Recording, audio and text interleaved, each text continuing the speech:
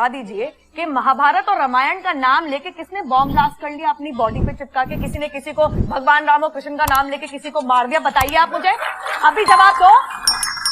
दूसरी बात और बहुत अहम बात है, यूनाइटेड नेशंस के अंदर ऐसा कौन सा हिंदू ऑर्गेनाइजेशन और ऐसा कौन सा हिंदू धर्म को मानने वाला इंसान है जिसका सैंक्शंस कमेटी ने बैन लगाया है। अस्सलाम वालेकुम दोस्तों, उम्मीद करता हूं कि आप सब ठीक ठाक होंगे। दोस्तों आज मैं आप दोस्तों के लिए एक और वीडियो लेके आया हूं। दोस्तों नूरपुर शर्मा जो है उसको तो आप सब जानते ही होंगे। ये एक इंडिया की औरत है और ये जो है इस्लाम के बारे में और मुसलमानों के बारे में जो है बहुत ज़्यादा जो है उल्टी सीधी बातें करती है।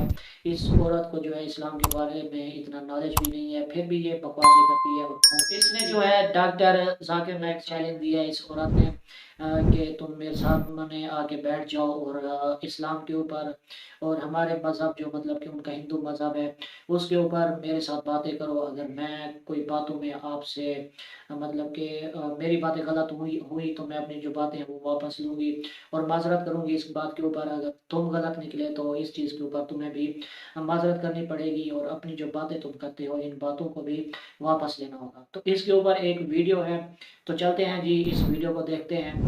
और दोस्तों अगर ये वीडियो आप दोस्तों को अच्छी लगती है तो आपने हौसला अफजाई करने के लिए इस चैनल को सब्सक्राइब कर देना है, वीडियो को लाइक कर देना है और घंटी के निशान को भी दबा देना है ताकि इस तरह की जो है और वीडियो आप दोस्तों तक रोजाना पहुंचती रहे। तो चलते हैं जी, शुरू करते हैं हम अपनी इस वीडियो को।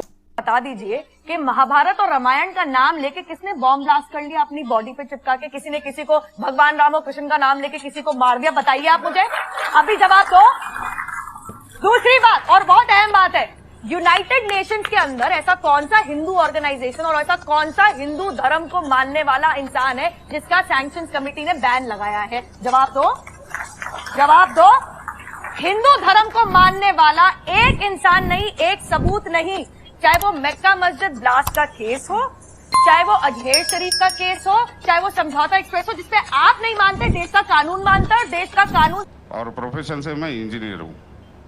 मेरा सवाल एक है, ये अपना हिंदुस्तान में जो है पहले हिंदुज़म आया, बाद में बुद्धिज़्म आया, बाद में जैनिज़्म आया और लास्ट में जाके सिखिज़्म आया।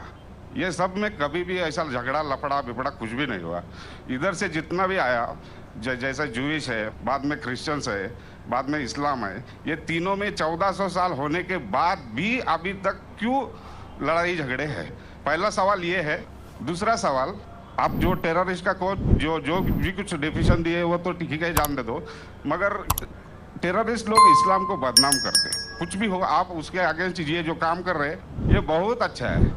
दूसरी बात, ये अभी जो इराक में वो अच्छा काम नहीं किए, कोई भी हो, मुसलमान हो हिंदू हो, रिलीजियस प्लेसेस को ऐसा नहीं करना चाहिए। जरा बराबर से सवाल। भाई साहब ने दो सवाल पूछा है। पहला सवाल पूछा है कि हिंदुस्तान में पहले हिंदू धर्म आया, हिंदुइज्म आया, फिर बुद्धिज्म आया, फिर जैनिज्म आया, फिर सिखिज्म आया। लफड़ा झगड़ा नहीं हुआ, लेकिन ये जुडाइज्म, क्रिश्चियनिटी, इस्लाम में हमेशा झगड़ा है। क्यों? आप शायद अपने मजहब के बारे में नहीं जानते। आपने महाभारत पढ़ी? महाभारत पढ़ी आपने? पूरी महाभारत में झगड़ा ही झगड़ा है।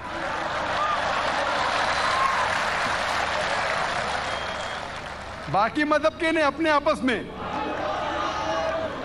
अगर आप पढ़ते महाभारत, जो एक स्मृति है जो मैं पढ़ चुका हूं, उसके अंदर कजिन्स, रिश्तेदारों के बीच पांडव 5 और कौरव 100 झगड़ा होता है। महाभारत में झगड़े के बारे में जितने वर्सेस है कुरान मजीद से कई गुना ज्यादा।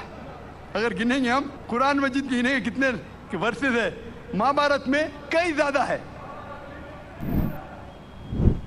और जब आप भगवत गीता पढ़ते हैं, भगवत गीता महाभारत का एक हिस्सा है, 18 चैप्टर्स है। भीष्म पर्व के चैप्टर नंबर 25 to 42 को कहते हैं भगवत गीता। और भगवत गीता सबसे ज्यादा पढ़ी जाने वाली किताब है हिंदू मजहब में। और यहां ये भगवत गीता श्री कृष्ण राय दे रहे, सलाह दे रहे, सजेशन दे रहे, एडवाइस दे रहे अर्जुन को। जब आप पढ़ते Bhagavad Gita chapter number 1 verse number 45-46, Arjun जंग के मैदान में अपने हथियार को जमीन पे रखता है और कहता है श्री कृष्ण से, मैं जंग के मैदान में निहत्था मरना पसंद करूंगा बनिस्बत अपने रिश्तेदारों से लड़ूं। ये कहता है, आपने पढ़ी होंगी। उसके फौरन बाद चैप्टर नंबर 2 वर्स नंबर 2 और 3 में श्री कृष्ण कहते हैं अर्जुन से, अर्जुन तुम इतने बुज़दिल कब से बन गए, तुम नपुंसक कब से बन गए?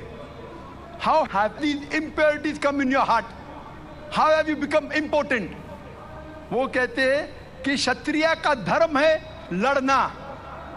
फिर वर्स नंबर 31, 32, 33 में कहते हैं, वो क्षत्रिय खुशनसीब है जिसे लड़ने का मौका मिलता है। अगर आप लड़ेंगे तो आप स्वर्ग में जाएंगे, लड़ेंगे नहीं तो स्वर्ग में नहीं जाएंगे। कौन कहता है?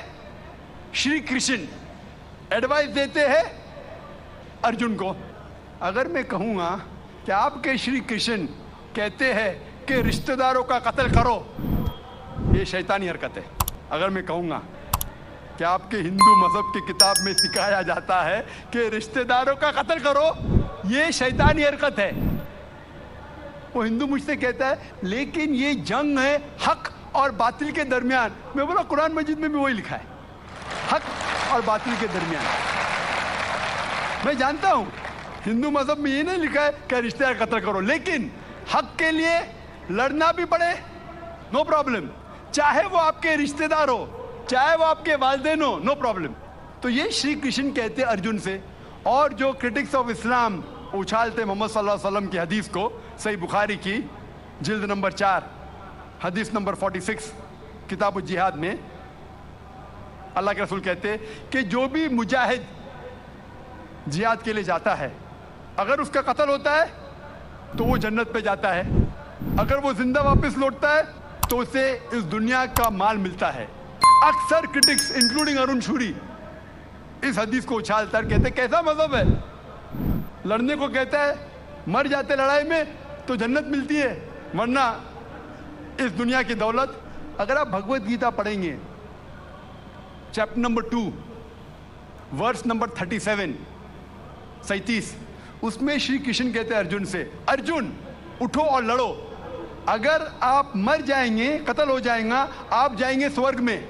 अगर जिंदा वापस लौटेंगे तो दुनिया की दौलत मिलेंगी। हू बहू जो सही बुखारी में मोहम्मद सल्लल्लाहु अलैहि वसल्लम ने कहा, वही कहते श्री कृष्ण अर्जुन से। मुझे लगता है कि अरुण शूरी ने भगवत गीता पढ़ी नहीं। अगर पढ़ी होती तो इस्लाम के खिलाफ नहीं लिखते। तो आपको सही जानने के लिए दोनों किताबों का मुताला करना पड़ेगा। आप कह रहे हिंदुइज्म आया, बुद्धिज्म आया, अशोका क्या किया? लाखों लोगों को मारा। आप बोलते कत्ल हुआ ही नहीं, आप शायद भूल गए, आपने हिंदुस्तान की तारीख पढ़ी ही नहीं। तो हिंदुस्तान की तारीख आप पढ़ेंगे, यहाँ भी कई लाखों लोगों का कत्ल हुआ है। ना ही सिर्फ महाभारत के अंदर लिखा है, आप देखेंगे अशोका फिर वो दुनिया को त्याग करता है और फिर वो संत साधु बन जाता है, लेकिन पहले तो कत्ल किया किसने? तो आप देखेंगे हिस्ट्री में यहाँ भी कत्ल हुआ, जुडाइज्म में भी है, क्रिश्चियनिटी में भी है, इस्लाम में भी है। जहाँ भी आप देखते कुछ जगह जो झगड़ा हुआ, लड़ाई हुई, वो हक और बातिल के दरमियान, सही है। और कई जगह आप देखेंगे मासूम लोगों का कत्ल किया गया। आप जानते हैं in the history of the world, in the name of religion, मजहब के नाम पे जो सबसे ज्यादा कत्ल किए वो क्रूसेडर्स ने, ईसाईयत के नाम पे लाखों लोगों को कत्ल किया, ईसाईयत के नाम पे। अगर आप देखेंगे एक शख्स जिसने सबसे ज्यादा कत्ल किया दुनिया में, कौन है? सबसे ज्यादा कत्ल किसने किया दुनिया में? हिटलर। हिटलर जूस का कत्ल किया, 6 मिलियन, कितने? 60 लाख लोगों का कत्ल किया। मैं ये नहीं कह सकता हूं कि ईसाईयत गलत है। अगर हिटलर ने 60 लाख यहूदी का कत्ल किया, मैं ये नहीं कह सकता हूं कि ईसाईयत और बाइबल ये सिखलाती है। मैं बाइबल पढ़ा हूं, क्योंकि हिटलर ने 60 लाख यहूद का कत्ल किया, हम ईसाईयत को दोष नहीं दे सकते। लेकिन मैं जानता हूं कि ईसाईयत के नाम पे जो होली वॉर कहा जाता है, क्रूसेडर्स ने हजारों लोग को अपने सिर्फ मजहब को कन्वर्ट करने के लिए लाखों लोग का कत्ल किया। तो आप देखेंगे कई तारीख है, हिंदुस्तान में है, हिंदुस्तान के बाहर भी है, हिंदुइज्म में भी है, बुद्धिज़्म में भी है, आप देखेंगे क्रिश्चियनिटी में भी है, इस्लाम में भी है। लेकिन जब टकराव होता है हक और बातिल का, तो हक के लिए बातिल के खिलाफ हमें लड़ना ज़रूरी है। तो ये आपकी गलतफहमी है। आपका दूसरा सवाल, क्या टेररिस्ट लोग ने, कुछ टेररिस्ट लोग ने इस्लाम को बदनाम किया है और आपने कहा कि हम अच्छा काम कर रहे हैं, हक को फैला रहे, अमन को फैला रहे। आप कहते हैं, कुछ हद तक सही कहते, जैसे मैंने कहा कि जो मीडिया जिसे टेररिस्ट कहती है, वो टेररिस्ट कौन से टेररिस्ट है वो हमें जानना ज़रूरी है। कौन से टाइप के टेररिस्ट है, कि वो जो लोग जो गलत काम कर रहे हैं उनके दिल में दहशत पैदा करे तो सही किस्म के टेररिस्ट है। जैसे भगत सिंह टेररिस्ट था लेकिन अच्छा था। उस तरीके से अगर कोई मुसलमान गलत लोगों के साथ लड़ रहे हैं हक के लिए तो सही है। लेकिन मैं ये भी जानता हूं कि there are black sheep in a community. कुछ मुसलमान सिर्फ नाम के लिए, और अक्सर लोग समझते, ना ही गैर मुस्लिम, मुसलमान भी समझते हैं, वो जिहाद क्या समझते हैं, अगर कोई भी मुस्लिम किसी वजह से लड़ रहा है, चाहे वो ज़ाती फ़ायदे के लिए हो, चाहे वो नाम के लिए हो, चाहे पैसा के लिए हो, चाहे ज़मीन के लिए, उसे कहते हैं जिहाद। ये गलत फहमी है। जिहाद की माने ये नहीं कि कोई भी मुसलमान कोई भी जो जंग करता है, चाहे ज़ाती फ़ायदे के लिए हो, चाहे नाम के लिए हो, पैसे के लिए हो, ज़मीन के लिए हो, उसे जिहाद नहीं कहते। जिहाद आता है लफ्ज़ जहादा से, means to strive, to struggle. जिहाद इस्लामिक टर्मिनोलॉजी में to fight against one's own evil inclination, हमारी खुद की गलत नफ्स से झगड़ना, जिहाद करना, उसे कहते थे जिहाद। माशरे को सुधारना को कहा गया जिहाद। जंग के मैदान में सेल्फ डिफेंस में लड़ना, उसे कहा गया जिहाद। तो मीडिया इसे गलत फैला रही है। अगर आप जानना चाहते हैं कि सही में टेररिस्ट कौन है, जो सही तौर पे मासूम लोग के दिल में दहशत पैदा कर रहा है, नंबर 1 टेररिस्ट आज की तारीख में, पुरानी बात छोड़ दीजिए, आज के तारीख में मासूम लोगों के दिल में दहशत पैदा कर रहा है, मेरे हिसाब से नंबर 1 टेररिस्ट है जॉर्ज बुश। आप जानते हैं कि सबसे ताकतवर मुल्क यूएसए, सबसे कमजोर मुल्क अफगानिस्तान पे बॉम्ब फेंक रहा है। ये क्या मर्दानगी है क्या? इसे मर्दानगी कहते हैं।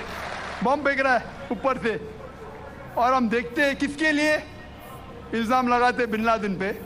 मैं बिन लादेन का दोस्त नहीं हूँ, मैं ये नहीं कहता हूँ बिन लादेन अच्छा है क्या बुरा है। ओसामा बिन लादेन को मैं मिला नहीं हूँ, मैं जानता भी नहीं हूँ, तो ये मैं नहीं कहता हूँ कि ओसामा बिन लादेन टेररिस्ट है क्या नहीं।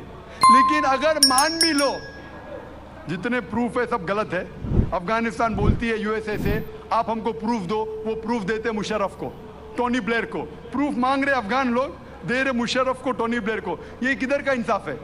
क्योंकि उनके पास प्रूफ है ही नहीं। अगर मान भी लो बहस के तौर पे, फॉर सेक ऑफ आर्ग्यूमेंट, अगर एक शख्स ने ऐसा गलत काम किया, अब एक शख्स के लिए क्या सारे देश के ऊपर बम डाल सकते? 1000 लोग का कत्ल कर रहे, क्या हक है उनको? फिर जाते इराक के पास 1000 लोग को मारते। मैं ये नहीं कहता सद्दाम हुसैन अच्छा इंसान है, मैं ये नहीं कहता हूँ, मैं जानता हूँ काफ़ी गलतियाँ की, लेकिन जो इराकी लोग सद्दाम हुसैन के टाइम पे जो उनको तकलीफ हो रही थी, अभी उससे कई ज़्यादा हो रही है, कई ज़्यादा। कौन कर रहा है? George Bush.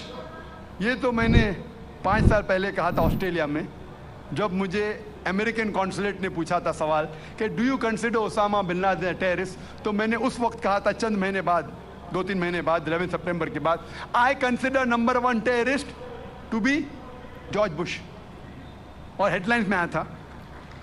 आज तो कई लोग कहते हैं कि जॉर्ज बुश टेररिस्ट नंबर 1 है। अमेरिका में भी जब एक सर्वे हुआ था, एक प्राइवेट ऑर्गेनाइजेशन ने सर्वे की थी यूएसए में, जानने के लिए 3 नाम दिए उनने, कौन सबसे बड़ा टेररिस्ट है, Osama bin Laden, Saddam Hussein या जॉर्ज बुश। नंबर 1 हमेशा जॉर्ज बुश है। गैर मुस्लिम भी कहते हैं सबसे नंबर 1 टेररिस्ट है जॉर्ज बुश। सबसे लोएस्ट परसेंटेज उसको मिला 73%, और कुछ लोग ने 78% लोग ने कहा कि टेररिस्ट नंबर 1 जॉर्ज बुश। अभी उन्हें पता लग रहा है 5 साल बाद, 6 साल बाद, मैं तो पहले कहा था।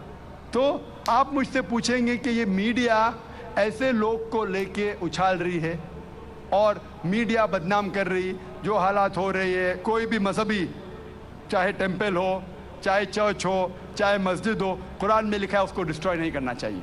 कोई भी, कुरान की आयत है, do not destroy temples, churches, places of worship, गलत है। तो कुरान में भी लिखा है। तो कोई भी शख्स ये करता है, टेम्पल या मस्जिद या मोनेस्ट्रीज या सिनेगॉग्स को तोड़ता है, तो ये इंसानियत के खिलाफ है और कुरान मजीद के खिलाफ भी है। Hope that answers the question.